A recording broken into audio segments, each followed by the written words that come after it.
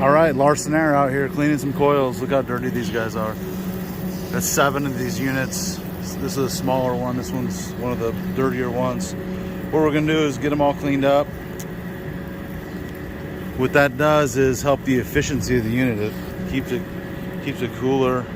You gotta have as much airflow through there as you can. We're doing a commercial maintenance on 7 units over here at a memory care in the Northwest. They got 7 train units, some big, some small. Gonna come out twice a year, spring and fall, and we're gonna give them 15% off parts and labor, and they're gonna get to the front of the line if they ever have any issues. We're gonna also do 7 filter changes every quarter to make sure that enough airflow coming through. Let's get this coil clean.